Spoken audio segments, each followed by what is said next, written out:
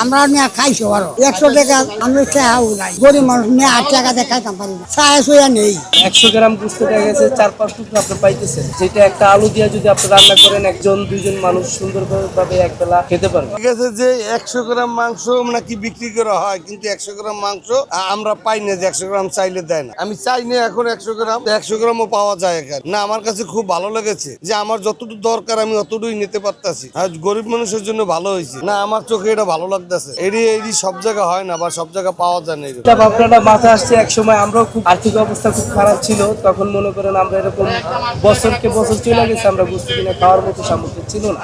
যেমন একটা মসজিদের মুয়াজ্জিন যদি থাকে, তার মাসে বেতন আছে 8 থেকে 10,000, আউট ইনকাম নিয়ে 3,000 টাকা, বাকি হলে 13,000 টাকা, অথচ ঘর ভাড়ায় 5-7 হাজার টাকা যায়। 5-7 হাজার টাকা দিয়ে সে চলতে পারে না। এরকম মানুষ আছে যারা সারা বছরে 1 কেজি গুস্ত কিনে খাইতে পারে না, শুধু কুরবানি ছাড়া।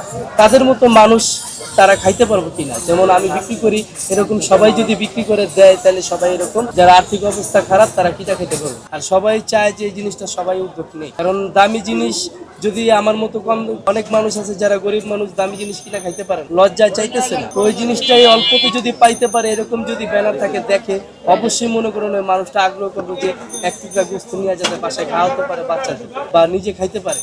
কিন্তু বেশি তো আর কিনতে পারবো না, 1 কেজির টাকা সঞ্চয় হচ্ছে না, আপনি কিনতেও পারতেছেন। এখন দেখা গেছে 100-200 গ্রাম কিনতে পারে 200-100 টাকা দিয়া, ওই জিনিসটা মনে করেন হবে। আপনি 200 টাকার মাছ কিনলেন, মাছ না কিনে যদি 200 টাকার পুস্তক কিনেন, তাও একবেলা হইতেছে, অথচ মাসে 1 দিন তো খাইতে পারতেছে। এমনও লোক আছে অনেক দূর থেকে মনে করেন সাইকেল চালায় আসছে শুধুমাত্র 50 টাকার গুস্ত কেনার জন্য। এরকম অনেক মানুষ পাইছি, 2-1 জন পাইছি। আবার এরকম মানুষ আছে দেখা গেছে 200 টাকার গুস্ত কিনে বা 100 টাকার গুস্ত কিনে, এরকম তার পরিবেশ, তাকে দেখলে মনে হয় না তার হাতে টাকা নাই, অথচ সে লজ্জা বলতে পারে না। যারা সাধারণ নর্মাল ফ্যামিলির মানুষ, তারা কখনো লজ্জা বলতে পারে না যে 100 টাকা 200 টাকার গুস্ত কিনতে, সাহসে কুলায় না, লজ্জা পাবে, এই জন্য বলেও না। তাদের মতো মানুষই এই জিনিসটা ফলো করবে। আমার মতো সবাই এই উদ্যোগটা নেই। আমিও চাই রমজান মাসটা আজীবনের জন্যই এই জিনিসটা হোক, দামের জিনিস অল্পতে যাতে কিনা খাইতে পারে সব মানুষ। যারা মধ্যবিত্ত মানুষ তারা যাতে লজ্জাবোধ না মনে করে, তারা যাতে কিনা খাইতে পারে। কারণ বাজার কামারপুরতে আসলেই সরাসরি আমাকে পাবেন।